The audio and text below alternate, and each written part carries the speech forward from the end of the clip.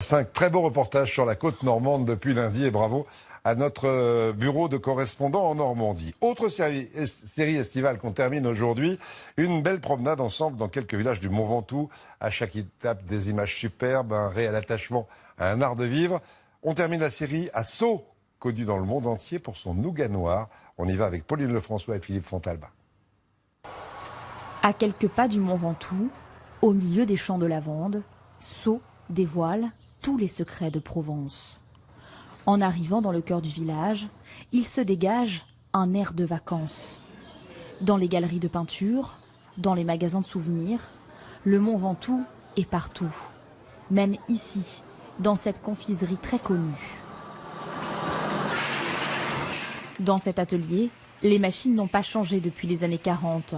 C'est une tradition, une recette qui se transmet depuis 1887.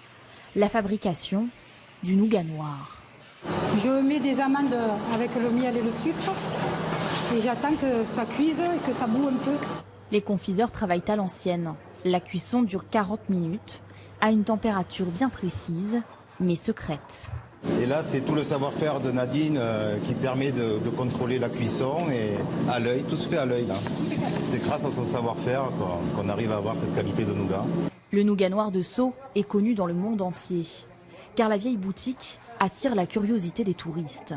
C'est son côté donc fait avec ce miel de lavande du plateau de Sceaux, bien sûr, qui lui donne ce côté très particulier. À Sceaux, on croise beaucoup de vacanciers l'été. Ils viennent visiter et découvrir le charme du village. Mais il faut marcher à l'ombre, dans les ruelles, pour profiter d'un courant d'air et s'arrêter au petit jardin. Voilà. Bon appétit, mesdames. Cette famille savoyarde a ouvert ce restaurant il y a plus d'1 an. Dans le jardin, les touristes se pressent pour savourer les plats maison et faire une pause avant de repartir. Le cadre est agréable, on n'est pas dans la foule. Enfin bon, il y a tout, c'est un petit paradis. Et après, on a aussi un clafoutis aux abricots aromatisé au romarin. Il y a beaucoup d'Asiatiques, beaucoup d'Allemands, beaucoup d'étrangers qui viennent beaucoup faire du cyclisme, surtout. Et visiter les champs de lavande, c'est à la mode, surtout en Asie.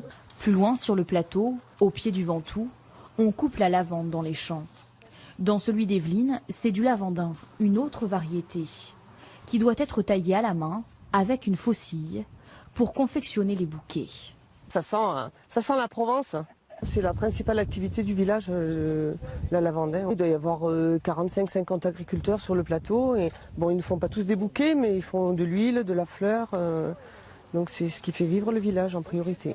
Cette productrice a toujours vécu ici. Elle a repris l'exploitation de ses parents et elle a développé l'activité.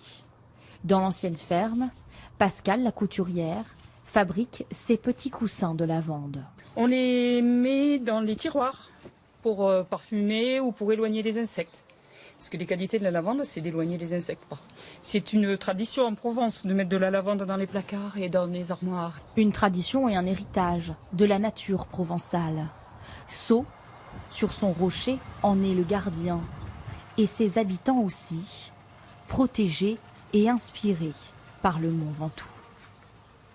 Quel bel reportage aussi, quelle belle série que nous devons à notre bureau de Marseille, que je remercie. La Bourse de Paris, pas de jour férié pour elle. Elle travaille, mais c'est calme, ça bouge presque pas à 5240 points à l'heure qu'il est.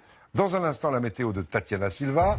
À 20h, Audrey Crespo-Mara. Vous avez vu, j'ai retiré la cravate, je la retire une fois par an. Ça veut dire que lundi, c'est Jacques Legros qui sera ici à 13h. Mais moi, je resterai avec vous sur une autre chaîne tout l'été pour l'été au cœur des régions.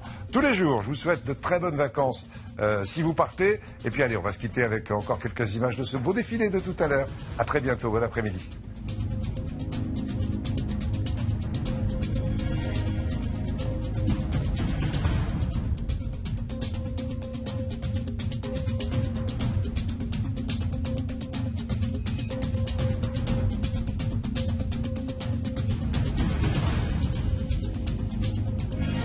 Retrouvez toute l'info sur le site et l'application MyTF1.